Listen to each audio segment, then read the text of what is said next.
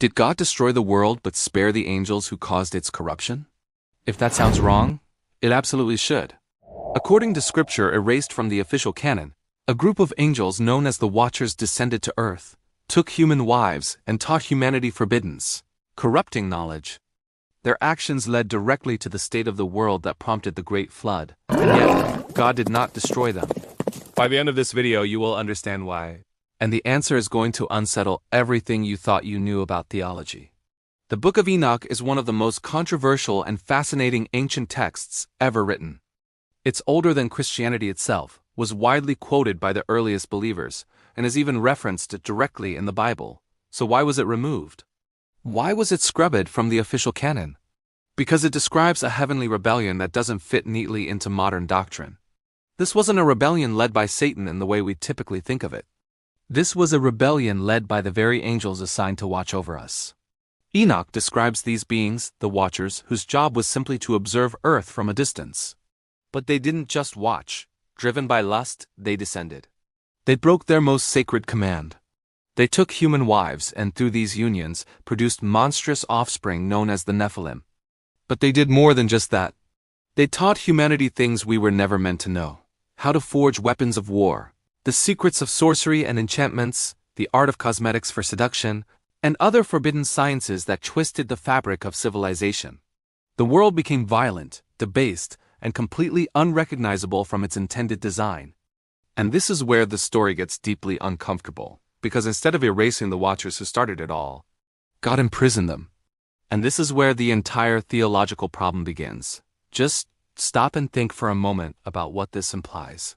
If angels, beings of light from the heavens, can rebel, if they can sin sexually, if they are capable of corrupting all of humanity, then evil is not just a human problem. It's not just about a talking snake in a garden. The Book of Enoch introduced a massive complication. It threatened the idea of a clean, simple theology.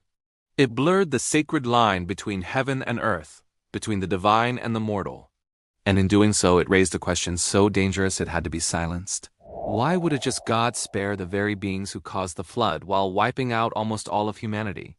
According to the Book of Enoch, God did judge the Watchers, but their judgment was different. They were bound in chains and cast into darkness, imprisoned deep beneath the surface of the earth. There, they were to be locked away until the final judgment at the end of days. Their children, the gigantic and destructive Nephilim, were turned against one another and utterly destroyed.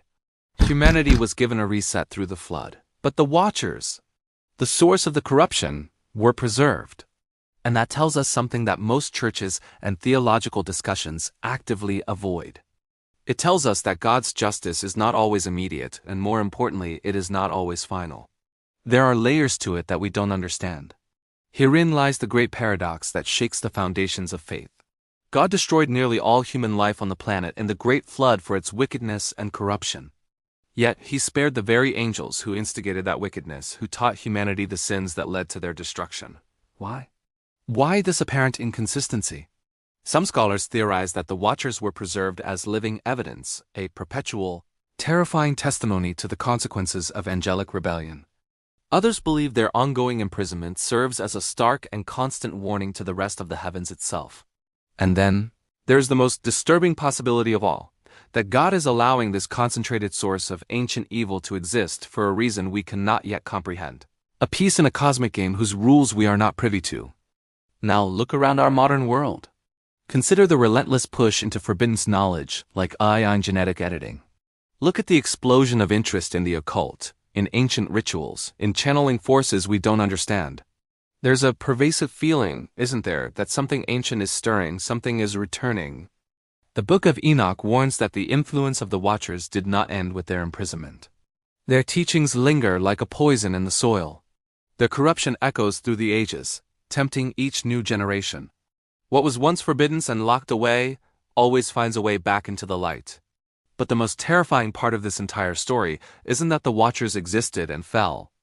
It's that all the ancient texts, including the Bible itself in the Book of Jude, suggest that they are still there. Bound, but not destroyed. Imprisoned, but not gone. They are waiting. Not because God has forgotten them, but because their final role in the story of this world hasn't been played yet. Their judgment hasn't arrived. They are an evil held in reserve. You completed step 1. Subscribe if you want to know what step 2 costs.